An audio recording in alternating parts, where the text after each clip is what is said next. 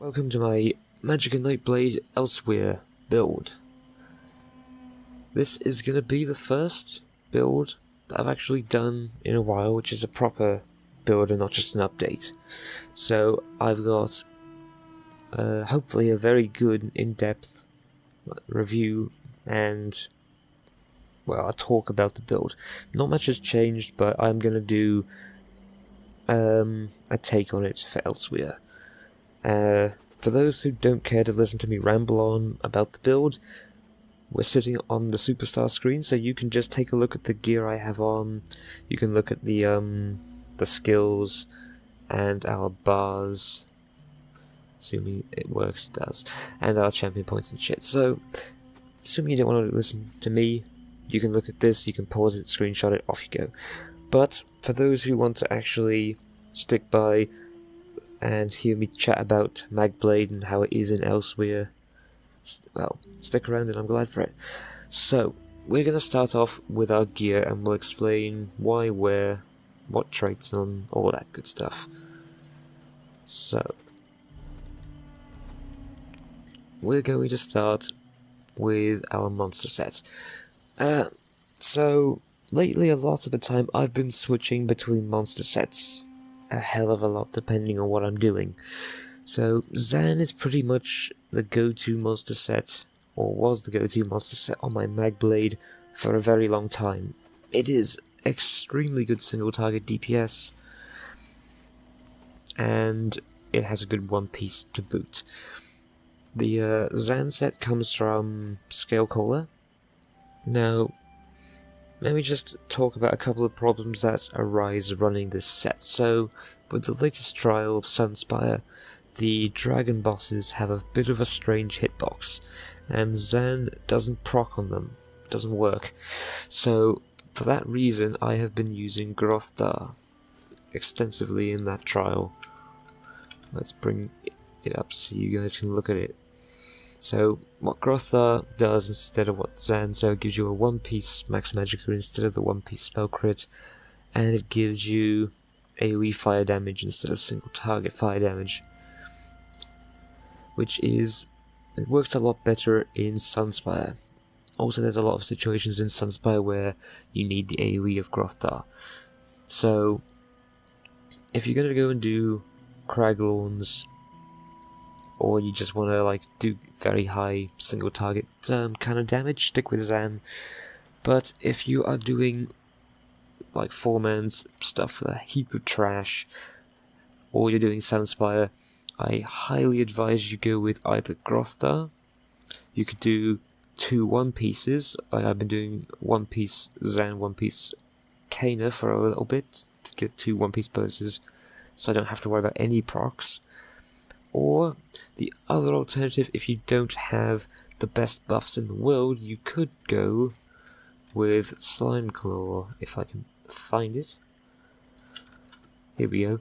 So, Slimeclaw gives you 1-piece spell crit, which is really strong in this particular meta with the whole Shadow Mundus deal.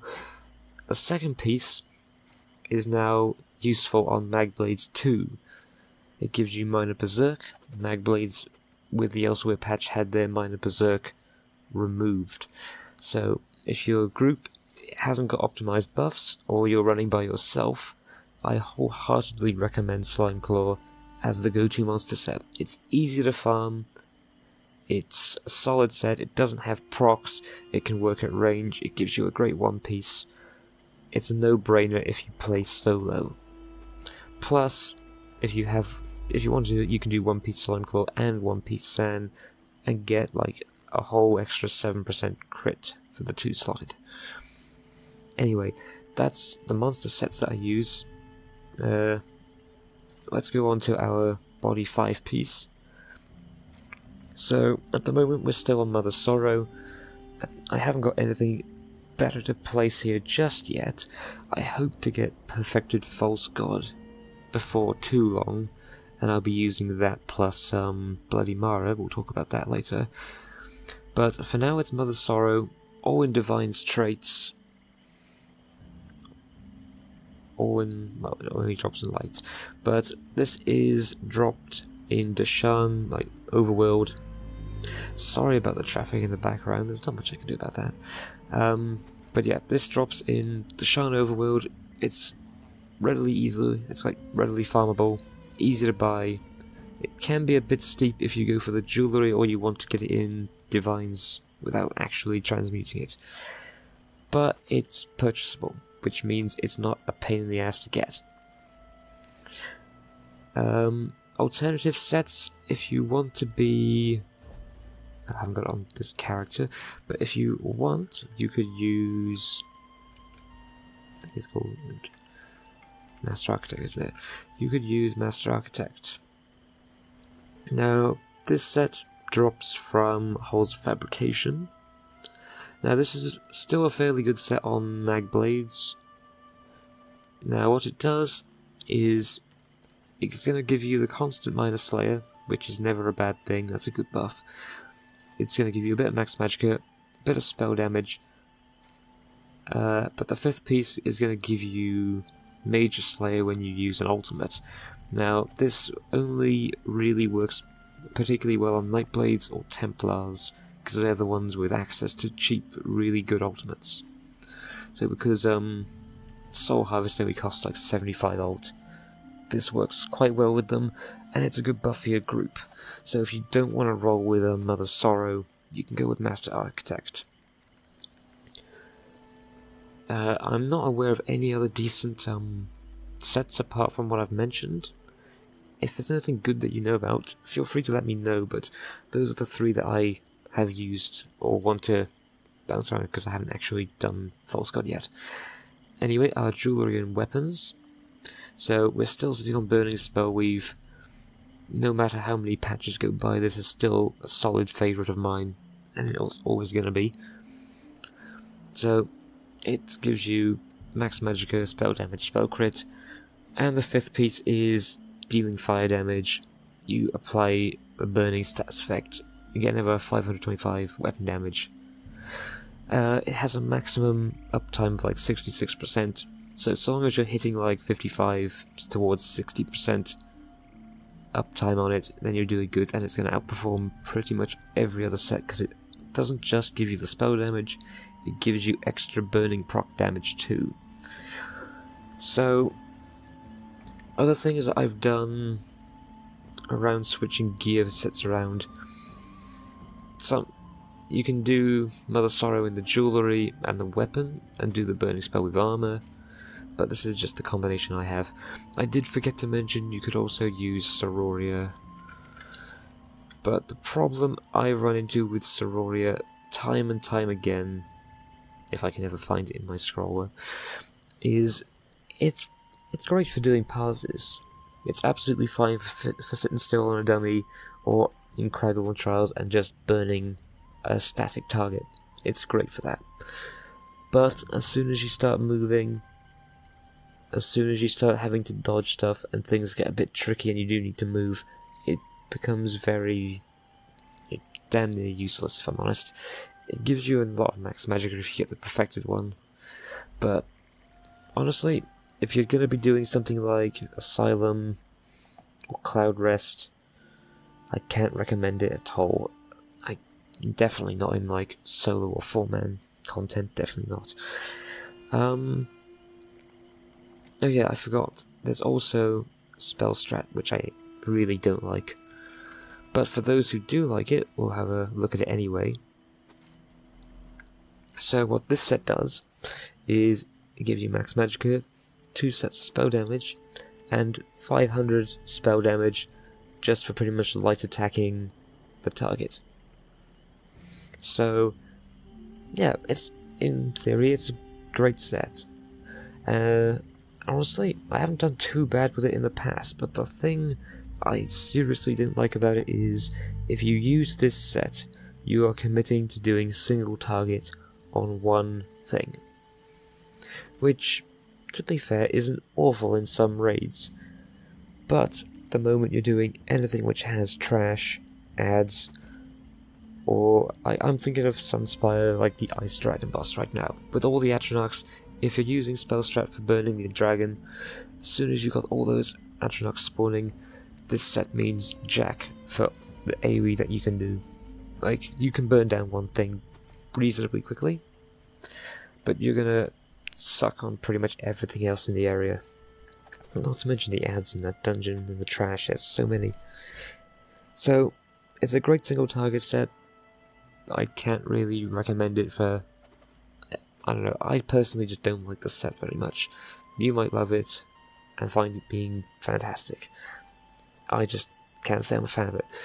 But those are pretty much the sets that you can use for Magicka, in any combination really. What I can say and have noticed is, it's a good idea to try and keep Mother Sorrow on the build if you can. If you can't keep Mother Sorrow on your version of the build, or don't want to, then you might want to change to a different Mundus. So, using Mother Sorrow gives me a very high spell crit, like it says here on the sheet, 76 near enough, and that is, well, really good. So on this character, obviously is a Khajiit with the Shadow Mundus, so that's all the critical damage in the world with a high spell crit, which works fantastically well. But as soon as you lose Mother Sorrow, that's going to drop down to like 60% crit or something, and the Shadow is going to just be that much less effective. So ideally, you go with Mother Sorrow if you can. Anyway, that's the sets and what I think about how you want to use them. We're going to go and talk through our skills real quick. Right, so I haven't done the most with Nightblade this patch due to certain nerfs and changes which I'm not a big fan of, but hey, they're still reasonable. Like, they're not unplayable. They're still quite... They're gonna work. Anyway, the skills are pretty much the same as every other iteration before this, but here's a refresher. So, crippling on 1. Then we got Merciless Resolve. Now this was changed with Elsweyr. This is the skill that used to give you minor berserk, but instead of minor berserk now, with every light attack you put down after you've buffed, it's going to give you 3% extra damage resistance, reduces your damage taken, which means Nightblades are now quite reasonably tanky. And the other thing it does, which really boggles my mind, is it now heals you when you're within 7 meters of the enemy, which is, if you're like me, I suppose it's not too boggling. If you're like me and you play with Zan and you're always melee despite being a Magicka character, it's perfectly cool. You heal yourself all the time. But for those who actually play Magicka and are in the ranged role, this is not very useful at all. It's doing nothing for you. And I know the majority of people who play Magblades, or at least friends I have that play Magblades, tend to play ranged. I like what the outcasts and crazy people who actually sits in melee regardless of what I play. So if you're melee, like me and a bit crazy, then the heal's all cool. But if you're ranged, it's not any good for you in the least. But those are the changes to Merciless Resolve. So here is the spammable. You've got 2 options for spammable. Well, 3 if you want to be crazy and use force pulse. But anyway, I've got elemental weapon at the moment, which is what I'm going to be using majority of the time for dungeons, easy raids, and when I'm just confident in the healers doing their job. But if you're not confident, or you're going to be doing something challenging, like you want to do a specific no-death run or something, you can go for Swallow Soul. Now what this does is, it does a tiny bit higher flat damage than Elemental Weapon. It doesn't apply the status effects though, but it does heal you for 36% of the damage you do. Now, as a spammable, that's like roughly about a 5k tick every time you weave, which is more than enough to keep you alive. And if you don't get to use it for a while, it still ticks every 2 seconds. so it's a solid skill if you want that survivability. So it's up to you between the two of these to get. Oh yeah, just in case you don't know, oh yeah, this is another thing I keep forgetting. Elemental Weapon is the pay-to-win skill. If you didn't get Somerset, then you won't have access to Sigic's skill line, which means you should probably go with Swallow Soul. Yeah, I keep forgetting this is a pay-to-win skill, so if you didn't buy that expansion, nope, sorry. Then we've got Impale. This is just the bog standard execute really. 28-meter range, deals more damage when targets are below 25% health, simple as. Inner Light gives you the spell crit on your front bar if you don't have the spell crit pots, and increases your max Magicka. Increases your max Magicka by 5%. Is that right? I think it is. Sorry, I haven't been on a Magicka character, or actually looked at the skill in a while. Soul Harvest, this is 70, not 75. This is your spammable ultimate. So this is what you want to be using pretty much as often as you can if you're using the Master Architect set on the build. It gives you increased damage against the target you hit, puts Major Defile on them, which is, it's cool for PvP, doesn't mean shit in PvE, and every time something dies with this on your bar, you get 10 ultimate, so you can generate ult real fast and get this up again really quick.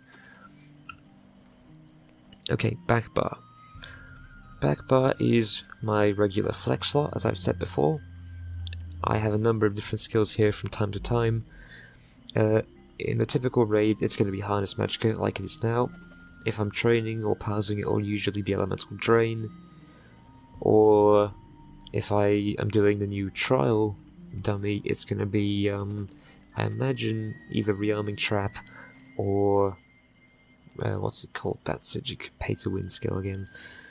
The Morph of Accelerate. I don't actually have it on this character, but whatever.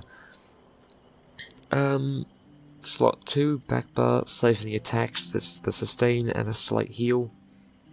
So you get 1.5k health whenever you light attack, and a minuscule amount of Magicka and stamina.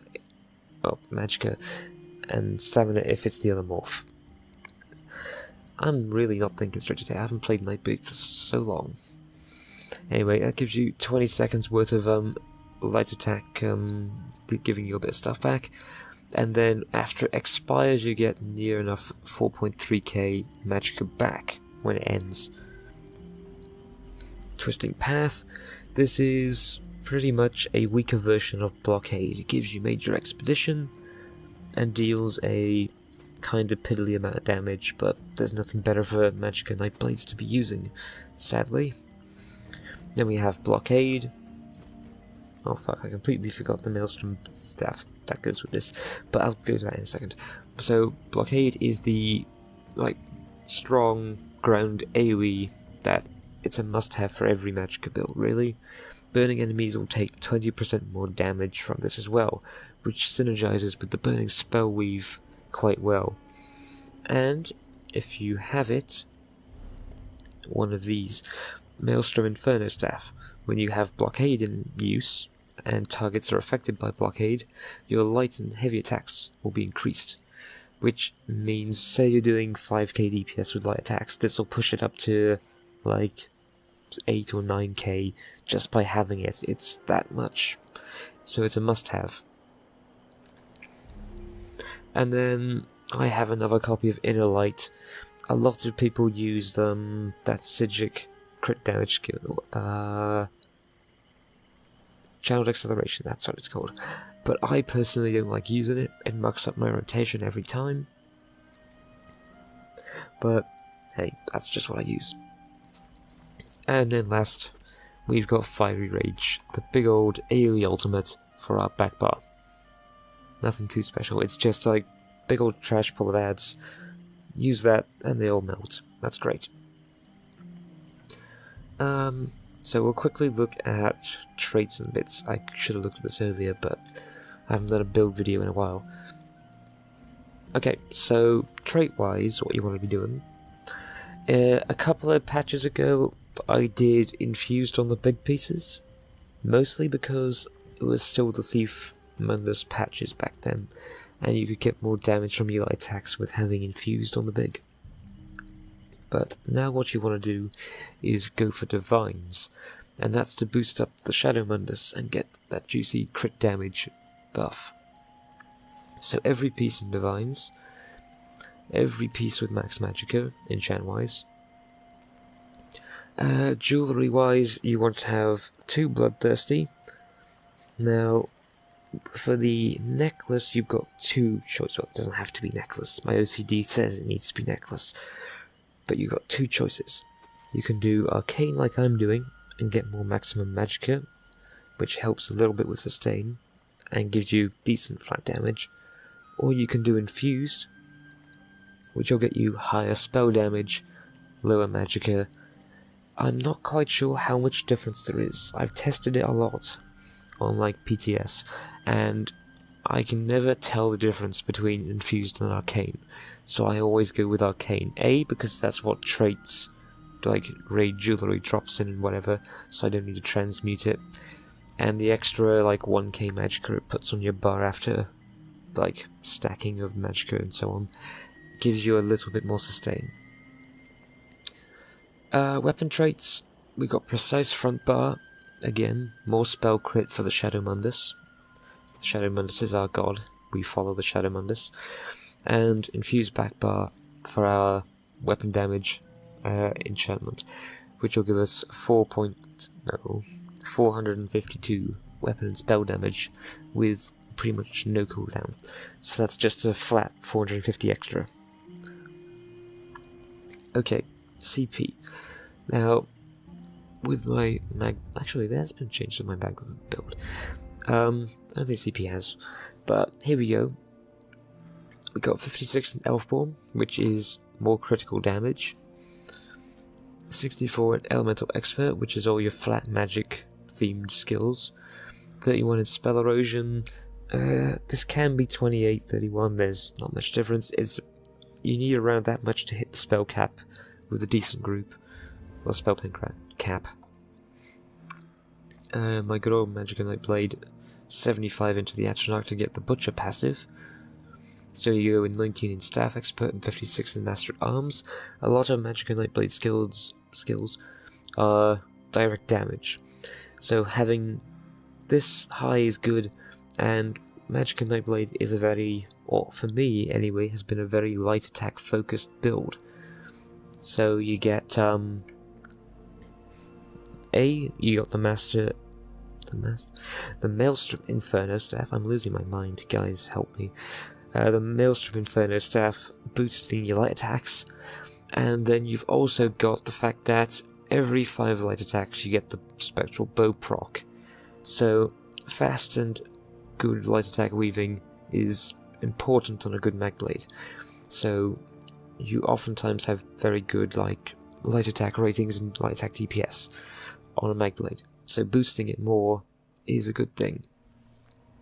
So by doing that, you get access to Butcher, which gives you, basically turns your light attacks into a very light passive execute. And then 44 into Thaumaturge for your, basically your dots. And on Magblade, your dots aren't really the best thing. Like Blockade, Fire is pretty good, but then you've only got Cripple and Twisting, which are both kind of meh. Red Tree, a lot of people bounce between setups based on the trial they're doing. I think I've just got my generic champion points on at the moment for this one, which is 66 in Ironclad, 33 in Spell Shield, 33 in Light Armor Focus, 40 in Thick Skinned, 49 in Highly as an Elemental Defender. Now this is just my jack of all trades, like CP setup that I never change. It just sits on those and I do whatever raid, and it works perfectly well. But, I don't know, it might be a bit more efficient to change them. I've never had to, personally. Green Tree, this is all your sustain stuff. 14 in 34 in Break free cost reduction, which basically means as a Magicka, if you get stunned, you can break out, and well, you're not going to react stamina, so you don't die. Like in Cloud Rest, if you get hit by a Creeper's Silence, you don't want to get stuck in that. 16 in Sprinter, so you can run around and not run out of stamina. Again, has uses in Cloud Rest, like if you're doing the downstairs crystal run, you can sprint the orbs into the lights quite quickly, and you'll have more stamina for doing that. This is annoying, I should have changed this ages ago, but you should have 75 in here and here, and then I've got my, should be 14 there. Let me change these to my newer setups, because I play them a bit differently these days. So what I do now is I do 23 in Warlord, 11 in Sprinter, and 9 in Bashing Focus, 75 in each of these, and then 40-40. Wait, I'm missing 3 points. Am I a big idiot? Yes, I am. And I have 40-40 in here. So you got blocking, which is quite useful most of the time, and roll dodging, also quite useful most of the time. Sorry about that mix-up. I genuinely haven't been on this character in a long time. Anyway, that's the gear, the skills, and the champion points. The last few bits are like the food, the Mundus, and the there's something I forgot about. So, Mundus wise, we've been talking about the shadow pretty much the whole video. So this was buffed, it was like 1-2 patches ago. So this now does 19% critical damage when you've got Old Gold, Old Divine's gear, which is really big. So, because we've got, like we've said before, our 76 crit chance, combined with this amount of crit damage, and the race giving us another 10%, we've got all the crit damage in the world with a really good crit chance rating. So, that is the reason behind the Mundus. So, food-wise, so Nightblade, it still can't sustain like it used to, so I still use Clockwork Citrus for the most part. Those numbers look really shit to me, I don't know why. They don't look as good as they should. I know, but with Elsweyr, this food got nerfed a bit, so it's not as good as it was by a long shot. Which is why I was talking about getting Perfected False God.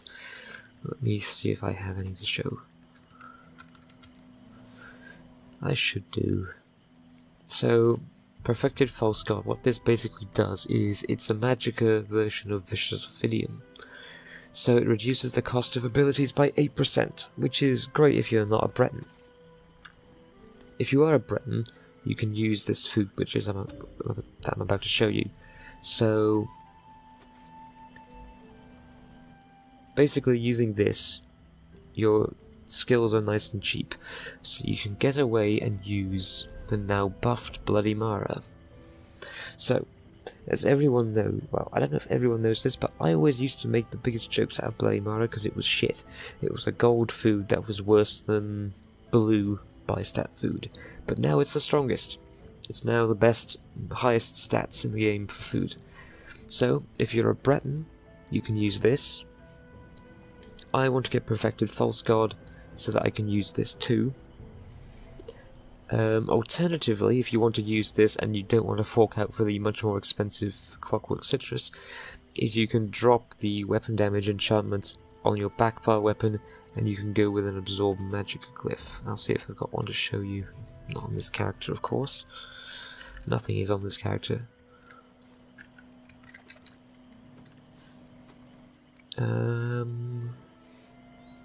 Let's see if we can find an infused one. There we go. So an infused Absorb Magicka Glyph gives you back like 461 Magicka every 5 seconds, I believe it is, which means you can sustain using Bystat food. But in my tests, using the weapon damage glyph and spell damage glyph on the back is a teeny bit better. Like, if you use this plus this weapon, it's a tiny bit more efficient than using the Absorb Magicka and the Bloody Mara combo. But I am excited to get False God, so I can try keeping this weapon and its enchantment using Bloody Mara and False God. So that is kind of what I'm working towards with Nightblade.